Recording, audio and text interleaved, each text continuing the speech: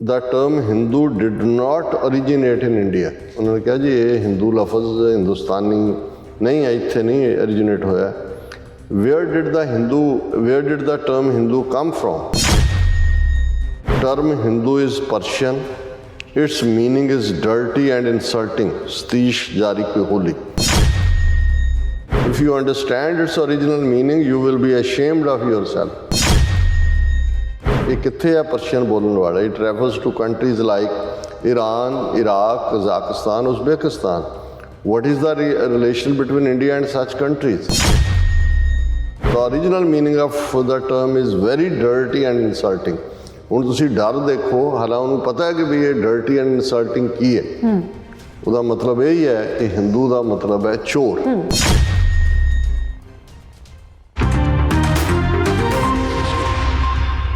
Break ਤੋਂ ਬਾਅਦ ਆਪਾਂ ਤੁਹਾਨੂੰ ਸਭ ਨੂੰ ਜੀਆਂ ਕਹਿੰਦੇ ਆ। ਸੋ ਗੱਲਬਾਤ ਕਰਾਂਗੇ ਕਿ ਹਿੰਦੂ ਵਰਡ ਦਾ ਮੀਨਿੰਗ ਕੀ ਹੈ। ਸੋ ਮਹਾਰਾਸ਼ਟਰ ਦੇ ਇੱਕ ਪ੍ਰਮੁੱਖ ਦਲਿਤ ਆਗੂ ਵੱਲੋਂ ਕਿਹਾ ਗਿਆ ਹੈ ਕਿ ਹਿੰਦੂ ਲਫ਼ਜ਼ ਫਾਰਸੀ ਜ਼ੁਬਾਨ ਦਾ ਲਫ਼ਜ਼ ਹੈ ਜਿਸ ਦਾ ਮਤਲਬ ਚੋਰ ਹੁੰਦਾ ਹੈ।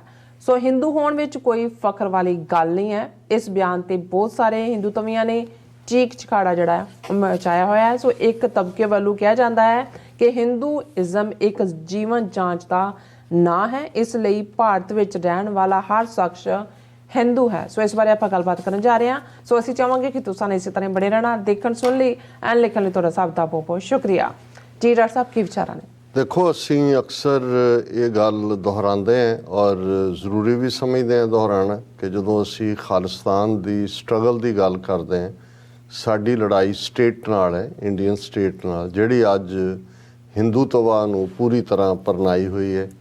ਹਿੰਦੂਤਵਾ ਦਾ ਲਫ਼ਜ਼ ਐਜ਼ ਏ ਆਈਡੀਓਲੋਜੀ ਸਾਵਰਕਰ ਨੇ 20ਵੀਂ ਸਦੀ ਦੀ ਬਿਗਨਿੰਗ 'ਚ ਘੜਿਆ ਔਰ ਉਸ 'ਚੋਂ ਅਲਟੀਮੇਟਲੀ ਅਸੀਂ ਜਦੋਂ RSS ਦਾ ਓਰੀਜਨ ਦੇਖਦੇ ਹਾਂ, ਜਿਹਨੂੰ ਬਣਿਆ ਹੁਣ ਲਗਭਗ 100 ਸਾਲ ਹੋ ਗਏ ਨੇ, ਤੇ ਉਹ ਡਾਕਟਰ ਹੈਡਗਵੇਅਰ ਜਾਂ ਗੋਲਵਲਕਰ ਨੇ ਫਿਰ ਹਿੰਦੂ ਹਿੰਦੀ ਹਿੰਦੁਸਤਾਨ ਇਹ ਨਾਰਾ ਦਿੱਤਾ, ਇਸ ਦੇ ਉੱਤੇ ਕੰਮ ਕਰਨਾ ਸ਼ੁਰੂ ਕੀਤਾ ਔਰ ਇਹ ਸਾਵਰਕਰ ਔਰ RSS ਔਰ ਇਸ ਚੋਂ ਨਿਕਲੀ ਫਿਰ ਹਿੰਦੂ ਮਹਾਸਭਾ ਜਿਸ ਦਾ ਸਾਵਰਕਰ ਪ੍ਰੈਜ਼ੀਡੈਂਟ ਵੀ ਰਿਹਾ।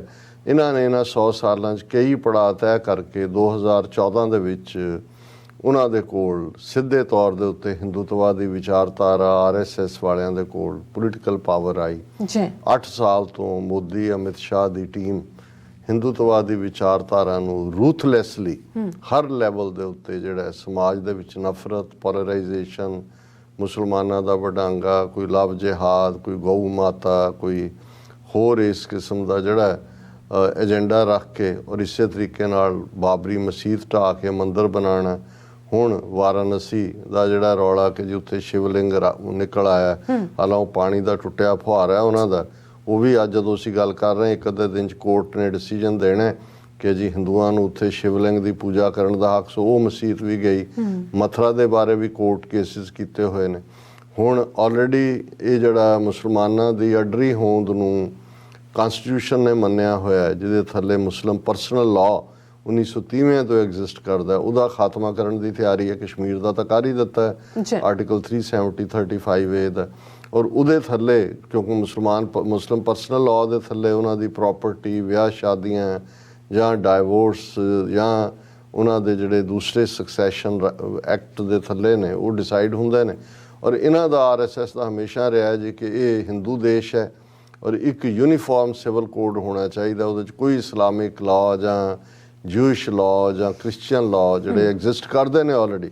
ਸਿੱਖ ਤਾਂ ਮੰਗ ਕਰਦਾ ਰਿਹਾ ਵੀ ਸਿੱਖ ਪਰਸਨਲ ਲਾਅ ਬਣਾਓ, ਜਿਹੜਾ ਸਾਡਾ ਆਨੰਦ ਮੈਰਿਜ ਐਕਟ ਐਗਜ਼ਿਸਟ ਕਰਦਾ ਸੀ ਉਹਨੂੰ ਵੀ ਕੱਢ ਕੇ ਉਹਨਾਂ ਨੇ ਹਿੰਦੂ ਮੈਰਿਜ ਐਕਟ ਦੇ ਥੱਲੇ ਲੈ ਆਂਦਾ।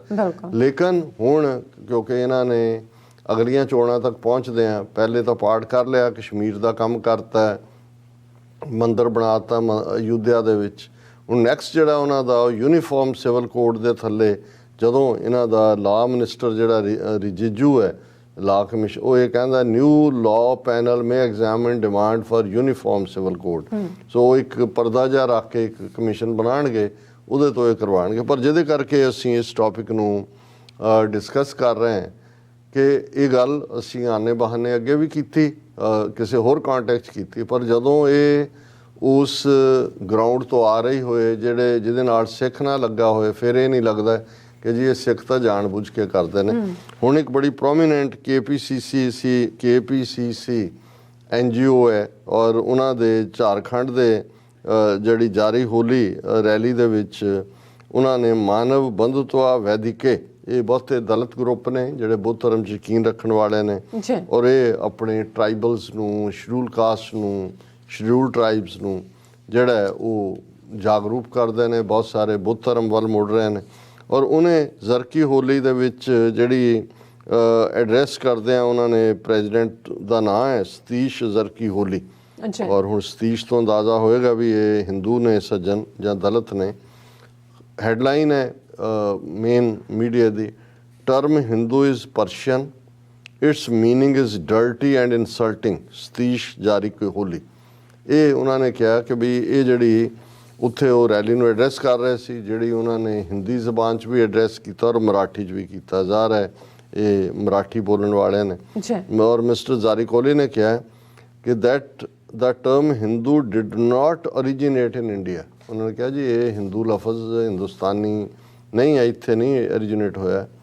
Wear did the term Hindu come from, ਫਿਰ ਉਹ ਆਪ ਹੀ ਸਵਾਲ ਕਰਦੇ ਨੇ। is it our own, ਇਹ ਸਾਡੀ ਹੈ? No, it is of Persian origin, ਇਹ ਫਾਰਸੀ ਦਾ ਲਫ਼ਜ਼ ਹੈ। Where is that, ਇਹ ਕਿੱਥੇ ਹੈ ਪਰਸ਼ੀਅਨ ਬੋਲਣ ਵਾਲਾ? It refers to countries like Iran, Iraq, Kazakhstan, Uzbekistan. What is the relation between India and such countries? ਕੀ ਮਤਲਬ ਹੈ? How it can be an Indian term? ਇਹ ਤਾਂ ਹੈ ਹੀ ਨਹੀਂ ਹਿੰਦੂ ਸ਼ਬਦ Indian term. There needs to be a debate on this. ਇਹਦੇ ਤੇ discuss ਕਰਾਓ। ਫਿਰ ਉਹਨਾਂ ਕਿਹਾ please refer to sites like Wikipedia. If it's not an Indian term, why are some people taking it so seriously? ਕਿ ਹਿੰਦੂਤਵਾ ਕਿੱਥੋਂ ਬਣ ਗਿਆ ਇਹ ਲਫ਼ਜ਼ ਹੀ ਇੱਥੋਂ ਦਾ ਨਹੀਂ ਹੈ। ਫਿਰ if you understand its original meaning, you will be ashamed of yourself. ਜੇ ਤੁਹਾਨੂੰ ਪਤਾ ਲੱਗ ਗਿਆ ਵੀ ਹਿੰਦੂ ਲਫ਼ਜ਼ ਦਾ ਮਤਲਬ ਕੀ ਹੈ ਅਸਲੀ, ਤਾਂ ਤੁਸੀਂ ਸ਼ਰਮਿੰਦਾ ਹੋਵੋਗੇ ਆਪਣੇ ਆਪ ਦੇ ਸਾਹਮਣੇ। The original meaning of the term is very dirty and insulting. ਹੁਣ ਤੁਸੀਂ ਡਰ ਦੇਖੋ, ਹਾਲਾਂ ਉਹਨੂੰ ਪਤਾ ਹੈ ਕਿ ਵੀ ਇਹ dirty and insulting ਕੀ ਹੈ। ਉਹਦਾ ਮਤਲਬ ਇਹ ਹੀ ਹੈ ਕਿ ਹਿੰਦੂ ਦਾ ਮਤਲਬ ਹੈ ਚੋਰ। ਹੁਣ ਇਹ ਗੱਲ ਇਹ ਤਾਂ ਜੇ ਔਰ ਇਹ ਜਦੋਂ ਉਹਨੇ ਬਿਆਨ ਦਿੱਤਾ ਤਾਂ ਉਹਦੇ ਤੇ ਪੂਰਾ ਜਿਹੜਾ ਉਹ ਸ਼ੋਰ ਸ਼ਰਾਬਾ, ਚੀਖ ਚਿਹਾੜਾ। ਕਾਂਗਰਸ ਨੇ ਵੀ ਆਪਣੇ ਆਪ ਨੂੰ, Congress was quick to distance itself from his statement and condemned it. ਔਰ ਉਹ ਕਾਂਗਰਸ ਵਾਲਾ ਹੁਣ ਕਹਿ ਰਿਹਾ, ਤੁਸੀਂ ਜਦੋਂ ਅਸੀਂ ਇਹ ਕਹਿੰਦੇ ਹਾਂ ਕਿ ਉਹ BJP ਹੋਏ, ਕਾਂਗਰਸ ਹੋਏ, ਆਮ ਆਦਮੀ ਪਾਰਟੀ ਹੋਏ, ਇਹ ਸਾਰੇ ਹੀ ਹਿੰਦੂਤਵਾਦੀਆਂ ABC ਟੀਮਾਂ ਨੇ, ਕਦੇ ਉਹ A ਬਣ ਜਾਂਦੀ ਹੈ, ਦੂਸਰੀ B ਰਹਿ ਜਾਂਦੀ ਹੈ। ਔਰ ਕਾਂਗਰਸ ਇੱਕਦਮ ਇਸ ਤੋਂ ਉਹਨੇ ਕਿਹਾ ਜੀ no Hinduism is a way of life and a civilizational reality. ਜੀ ਇਹ ਤਾਂ ਹਕੀਕਤਨ ਇੱਕ ਸਭਿਅਤਾ ਹਿੰਦੂਆਂ ਦੀ ਔਰ ਇਹ ਰਿਐਲਿਟੀ ਹੈ। Congress built our nation to respect every religion. ਹੁਣ ਗੱਲ ਇਹ ਹੈ ਵੀ ਜਿਹੜਾ ਸਵਾਲ ਉਹਨੇ ਚੁੱਕਿਆ ਮਿਸਟਰ ਜ਼ਰਕੀ ਹੋਲੀ ਨੇ, ਸਤੀਸ਼ ਜ਼ਰਕੀ ਹੋਲੀ ਨੇ, ਪਹਿਲਾਂ ਤਾਂ ਉਹਦਾ ਨਿਪਟਾਰਾ ਕਰੋ ਕਿ ਕੀ ਸੱਚਮੁੱਚ ਹਿੰਦੂ ਦਾ ਮਤਲਬ ਚੋਰ ਹੁੰਦਾ? ਹਾਂ ਹੁੰਦਾ। ਔਰ ਇਹ ਗੱਲ ਇਹ ਨਹੀਂ ਹੈ ਵੀ ਤੁਸੀਂ ਸਿਰਫ ਕੱਲ ਨੂੰ ਕੋਈ ਇਹ ਵੀ ਕਹਿ ਸਕਦਾ ਜੀ ਡਿਕਸ਼ਨਰੀ 'ਚ ਇੱਕੋ ਲਫ਼ਜ਼ ਦੇ ਮਤਲਬ ਮਲਟੀਪਲ ਹੁੰਦੇ ਨੇ, ਉਹਦੇ 'ਚ ਹੋ ਸਕਦਾ ਇੱਕ ਚੋਰ ਵੀ ਹੋਏ, ਪਰ ਹਿੰਦੂ ਔਰ ਇਹ ਚੋਰ ਨਹੀਂ ਹੈ। ਹੁਣ ਇਹ ਗੱਲ ਅਸੀਂ ਜੇ ਤੁਸੀਂ ਇਹਨਾਂ ਦੇ ਸੋਰਸ ਨੂੰ ਕੋਟ ਕਰਦੇ ਹੋ, ਹੁਣ ਜਿਹਨੇ ਸਭ ਤੋਂ ਪਹਿਲਾਂ ਅੰਗਰੇਜ਼ਾਂ ਦੇ ਜ਼ਮਾਨੇ, ਜਦੋਂ ਅੰਗਰੇਜ਼ਾਂ ਦਾ ਰਾਜ ਸਾਰੇ ਸਬ ਕੰਟੀਨੈਂਟ ਤੇ ਹੋ ਗਿਆ 1849 'ਚ, ਪੰਜਾਬ ਲਾਸਟ ਸਟੇਟ ਸੀ, 1.5 ਲੱਖ ਮੁਰੱਬਾ ਮੀਲ ਦਾ ਏਰੀਆ ਜਿਹੜਾ ਅੰਗਰੇਜ਼ਾਂ ਦੇ ਪੇਟੇ ਪਿਆ। ਉਦੋਂ ਇੱਕ ਅਕਸਰ ਸਾਡੇ ਇੱਕ ਮਾਸੜ ਜੀ ਉਹ ਇਹ ਕਿਹਾ ਕਰਦੇ ਸੀ ਕਿ ਗੁਜਰਾਤ ਨੇ 3 ਸ਼ਰਾਰਤੀ ਬੰਦੇ ਪੈਦਾ ਕੀਤੇ, ਅੰਤਾਂ ਦੇ ਸ਼ਰਾਰਤੀ। ਔਰ ਉਹਦੇ 'ਚੋਂ ਪਹਿਲਾ ਨਾਂ ਲੈਂਦੇ ਸੀ ਸਵਾਮੀ ਦਿਆਨੰਦ, ਗੁਜਰਾਤੀ ਬ੍ਰਾਹਮਣ ਜਿਹਨੇ ਆਰੀਆ ਸਮਾਜ ਨੂੰ ਜਨਮ ਦਿੱਤਾ। ਫਿਰ ਉਹ ਕਹਿੰਦੇ ਸੀ ਗਾਂਧੀ, ਤੇ ਤੀਸਰਾ ਪਟੇਲ, ਪਰ ਉਹਨਾਂ ਦੀ ਮਾਸੜ ਜੀ ਚਲੇ ਗਏ ਸਾਡੇ। ਅਦਰਵਾਈਜ਼ ਮੋਦੀ ਤੇ ਅਮਿਤ ਸ਼ਾਹ ਵੀ ਉਹੀ ਗੁਜਰਾਤੀ ਉਸੇ ਲਾਈਨ 'ਚ। ਉਹਨਾਂ ਨੇ ਫਿਰ 5 ਸ਼ੈਤਾਨ ਕਹਿਣਾ ਸੀ, ਸ਼ੈਤਾਨ ਹੀ ਕਹਿੰਦੇ ਸੀ। ਹੁਣ ਦਿਆਨੰਦ ਜਿਹੜਾ ਹੈ ਉਹ 1860ਵਿਆਂ ਦੇ ਵਿੱਚ ਜਿਹੜਾ 4 ਵੇਦਾਂ ਦਾ ਗਿਆਨ ਲੈ ਕੇ ਉਹ ਪ੍ਰਚਾਰ ਲਈ ਨਿਕਲਦਾ ਹੈ।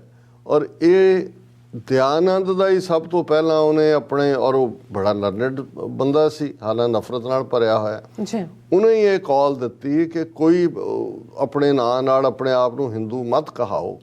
ਹਿੰਦੂ ਦਾ ਮਤਲਬ ਚੋਰ ਹੁੰਦਾ ਹੈ। ਇਹ ਤਾਂ ਸਾਨੂੰ ਜਿਹੜੇ ਉੱਥੋਂ ਇਨਵੇਡਰ ਆਏ ਉਹਨਾਂ ਨੇ ਇਹ ਨਾਂ ਦਿੱਤਾ ਹੈ, ਅਸੀਂ ਆਰੀਆ ਹੈ, ਆਰੀਆਂ ਦੀ ਸੰਤਾਨ ਹੈ, ਇਸ ਲਈ ਆਪਣੇ ਆਪ ਨੂੰ ਆਰੀਆ ਕਹਾਓ। ਇਸ ਲਈ ਉਹਨੇ ਜਿਹੜੀ ਆਰਗੇਨਾਈਜੇਸ਼ਨ ਫਾਊਂਡ ਕੀਤੀ ਜਿਹਦੇ ਥੱਲੇ ਸੈਂਕੜਿਆਂ ਨਹੀਂ ਹਜ਼ਾਰਾਂ ਸਕੂਲ ਅੱਜ ਵੀ ਐਗਜ਼ਿਸਟ ਕਰਦੇ ਨੇ, ਜਿਨ੍ਹਾਂ ਨੂੰ DAV ਸਕੂਲ ਕਿਹਾ ਜਾਂਦਾ ਹੈ। DAV ਅੰਗਰੇਜ਼ੀ ਦਾ ਮਤਲਬ ਸੀ ਦਇਆਨੰਦ ਐਂਗਲੋ ਵੈਦਿਕ, ਜੀ, ਕਿ ਬਈ ਸਾਡੀ ਸਭਿਅਤਾ ਵੈਦਿਕ ਹੈ, ਅਸੀਂ ਆਰੀਅਨ ਹੈ, ਔਰ ਇਸ ਲਈ ਆਰੀਆ ਸਮਾਜ ਨੂੰ ਉਹਨੇ ਫਾਊਂਡ ਕੀਤਾ। ਔਰ ਇਹ ਜਿੰਨੇ ਆਰੀਆ ਸਮਾਜੀ ਨੇ ਜਿਹੜੇ ਫਾਲੋਅਰ ਸੀ, ਉਹ ਹੈ ਹੀ ਉਹਨਾਂ ਦੇ ਫਾਲੋਅਰਸ ਨੂੰ ਕਹਿੰਦੇ ਹੀ ਆਰੀਆ ਸਮਾਜੀ ਸੀ। ਜਿੰਨੀ ਜਲੰਧਰ ਦੀ ਫਿਰਕੂ ਪ੍ਰੈਸ, ਪ੍ਰਤਾਪ, ਮਿਲਾਪ, ਹਿੰਦ ਸਮਾਚਾਰ, ਪੰਜਾਬ ਕੇਸਰੀ, ਜਗਬਾਣੀ, ਜਿੰਨੇ ਸਾਰੇ ਸਭ ਆਰੀਆ ਸਮਾਜੀ। ਔਰ ਇਹਨਾਂ ਦਾ ਇਹ ਪੱਕਾ ਰਿਹਾ, ਇਹਨਾਂ ਨੇ ਤਾਂ ਹਿੰਦੂ ਲਫ਼ਜ਼ ਹੀ ਨਹੀਂ ਇਸਤੇਮਾਲ ਕੀਤਾ। ਔਰ ਜਿਹੜੀ ਗੱਲ ਮਿਸਟਰ ਜ਼ਰਕੀ ਹੋਲੀ ਨੇ ਕਹੀ ਹੈ, ਉਹਨੇ ਕਿਹਾ ਕਿ ਭਾਈ ਤੁਸੀਂ ਆਪ ਇਹਦੇ 'ਚ ਪ੍ਰਾਈਡ ਕਿਹੜੀ ਗੱਲ ਦਾ ਹੈ, ਪਰ ਸਮਾਂ ਪਾ ਕੇ ਹੁੰਦਾ ਇਹ ਵੀ ਇਹਨਾਂ ਦੀ, ਜਦੋਂ ਅਸੀਂ ਬ੍ਰਾਹਮਣ ਦਾ ਕਨਵੋਲਿਊਟਡ ਮਾਈਂਡ ਦੇਖਦੇ ਹਾਂ ਤਾਂ ਉਹਦਾ ਇੱਕ ਇਹ ਵੀ ਹਿੱਸਾ ਹੁੰਦਾ ਹੈ ਕਿ ਪਹਿਲਾਂ ਜਿਸ ਚੀਜ਼ ਨੂੰ ਤੁਸੀਂ ਅਪੋਜ਼ ਕਰ ਰਹੇ ਹੋ, ਜੇ ਤੁਹਾਨੂੰ ਲੱਗਦਾ ਹੈ ਕਿ ਭਾਈ ਉਸ ਨੂੰ ਓਨ ਕੀਤਿਆਂ ਤੁਹਾਨੂੰ ਫਾਇਦਾ ਹੁੰਦਾ ਹੈ, ਫਿਰ ਚੋਰ ਬਣ ਜਾਓ, ਚੋਰ ਬਣ ਕੇ ਕਹੋ ਜੀ ਗਰਭ ਸੇ ਕਹੋ ਕਿ ਹਮ ਹਿੰਦੂ हैं। ਔਰ ਇਹ ਗੱਲ ਕੋਈ ਇਹ ਨਹੀਂ ਹੈ ਵੀ ਉਹਨੇ ਕੋਈ ਖਾਮਖਾਹ ਦੀ ਡਿਬੇਟ ਸ਼ੁਰੂ ਕੀਤੀ। ਇਨਫੈਕਟ ਸਿੱਖ ਸਕਾਲਰ ਦੇ ਉੱਤੇ ਮੁਕੱਦਮਾ ਬਣਾਇਆ ਸੀ ਸਰ ਕਪੂਰ ਸਿੰਘ ਦੇ ਉੱਤੇ ਇਸ ਗੱਲ ਤੇ, ਉਹਨਾਂ ਨੇ ਵੀ ਇਹੀ ਕਿਹਾ ਸੀ। ਕੋਈ ਬਹੁਤ ਵੱਡੇ ਸਕਾਲਰ ਸੀ ਸਾਰੀਆਂ ਜ਼ਬਾਨਾਂ ਦੇ। ਔਰ ਪੰਜਾਬ ਹਰਿਆਣਾ ਹਾਈ ਕੋਰਟ ਤੱਕ ਇਹ ਕੇਸ ਵੀ ਗਿਆ। ਉਸ ਵੇਲੇ ਜਸਟਿਸ ਅਜੀਤ ਸਿੰਘ ਬੈਂਚ ਦੇ ਉੱਤੇ ਵੀ ਸੀ। ਔਰ ਪੂਰੇ ਮੁਕੱਦਮੇ ਤੋਂ ਬਾਅਦ ਕੋਰਟ ਨੇ ਕਿਹਾ ਜੀ ਇਹ ਹਿਸਟੋਰੀਕਲੀ ਫੈਕਟ ਹੈ। ਅੱਜ ਉਹਦਾ ਮਤਲਬ ਕੋਈ ਹੋਰ ਤੁਸੀਂ ਕੱਢ ਲਓ, ਵੱਖਰੀ ਗੱਲ ਹੈ, ਪਰ ਇਹਦਾ ਓਰੀਜਨ ਇਹੀ ਹੈ। ਔਰ ਇਹੀ ਕਾਰਨ ਸੀ ਕਿ ਦਇਆਨੰਦ ਨੇ ਇਹ ਗੱਲ ਕਹੀ ਸੀ ਕਿ ਇਹ ਜਿਹੜਾ ਇਵੇਂ ਨਹੀਂ। ਹਾਲਾਂ ਜਸਟਿਸ ਮਾਰਕੰਡੇ ਕਾਟਜੂ, ਜਿਹਨੂੰ ਅਸੀਂ ਵੀ ਕਈ ਵਾਰ ਕੋਟ ਕਰਦੇ ਹਾਂ ਜਦੋਂ ਉਹ ਕੋਈ ਗੱਲ ਕਰਦਾ, ਪਰ ਇਸ ਗੱਲ ਦਾ ਧਿਆਨ ਰਹੇ ਕਿ ਇਹੀ ਜਸਟਿਸ ਕਾਟਜੂ ਨੇ ਫੈਸਲਾ ਦਿੱਤਾ ਸੀ ਸੁਪਰੀਮ ਕੋਰਟ ਦਾ ਜੱਜ ਹੁੰਦਿਆਂ ਕਿ ਜੀ ਹਿੰਦੂ ਦਾ ਮਤਲਬ ਜਿਹੜਾ ਹੈ ਜਾਂ ਹਿੰਦੂਇਜ਼ਮ ਇਹ ਮਜ਼ਹਬ ਨਹੀਂ ਹੈ, ਇਹ ਵੇ ਆਫ ਲਾਈਫ ਹੈ। ਔਰ ਦਰਿਆ ਇੰਡਸ ਤੋਂ ਇਸ ਕੰਢੇ ਰਹਿਣ ਵਾਲੇ ਸਾਰੇ ਲੋਕ ਜਿਹੜੇ ਨੇ ਹਿੰਦੂ ਨੇ। ਸੋ ਸੁਪਰੀਮ ਕੋਰਟ ਰਾਹੀਂ ਇਹਨਾਂ ਨੇ ਫਿਰ ਹਿੰਦੂ ਤਵੀਆਂ ਨੇ, ਜਿਹਨੂੰ ਉਹਨਾਂ ਦਾ ਆਪਣਾ ਆਕਾ ਦਇਆਨੰਦ ਜਿਹੜਾ ਉਹ ਚੋਰ ਕਹਿ ਕੇ ਉਹਨਾਂ ਨੂੰ ਆਰੀਆ ਬਣਨ ਨੂੰ ਕਹਿੰਦਾ ਸੀ, ਉਹਨੂੰ ਉਹਨਾਂ ਨੇ ਸੁਪਰੀਮ ਕੋਰਟ ਤੋਂ ਫਿਰ ਤਾਂ ਖੁੱਲ੍ਹ ਕੇ ਹੁਣ ਤਾਂ ਹੈ ਹੀ ਹੈ ਕਿ ਗਰਭ ਸੇ ਕਹੋ ਕਿ ਹਮ ਹਿੰਦੂ ਹੈ। ਉਹਨਾਂ ਨੇ ਕੀ ਕਵਾਣਾ ਹੈ ਕੀ ਨਹੀਂ ਕਵਾਣਾ ਉਹਨਾਂ ਤੱਕ ਹੈ, ਪਰ ਜਿਹੜਾ ਹਿਸਟੋਰੀਕਲ ਫੈਕਟ ਹੈ ਉਹ ਬਿਲਕੁਲ ਠੀਕ ਹੈ ਜਿਹੜਾ ਮਿਸਟਰ ਸਤੀਸ਼ ਜ਼ਰਕੀ ਹੋਲੀ ਨੇ ਕਿਹਾ ਕਿ ਇਹਦਾ ਮਤਲਬ ਜਿਹੜਾ ਹੈ, ਉਹਨੇ ਕਿਹਾ ਵੀ ਇਹ ਫਖਰ ਕਰਨ ਵਾਲਾ ਲਫ਼ਜ਼ ਨਹੀਂ ਹੈ, ਇਹ ਸ਼ਰਮ ਨਾਲ ਡੁੱਬ ਕੇ ਮਰਨ ਵਾਲਾ ਲਫ਼ਜ਼ ਹੈ ਤੁਹਾਡਾ। ਜੀ ਡਾਕਟਰ ਸਾਹਿਬ, ਤੁਹਾਡਾ ਬਹੁਤ ਬਹੁਤ ਸ਼ੁਕਰੀਆ। ਇਸ ਵਕਤ ਲੈਣੇ ਬ੍ਰੇਕ। ਵਿਊਅਰਸ, ਤੁਸੀਂ ਕਿਤੇ ਨਹੀਂ ਜਾਣਾ, ਮਿਲਦੇ ਹਾਂ ਆਫਟਰ ਦਿਸ ਸ਼ਾਰਟ ਬ੍ਰੇਕ।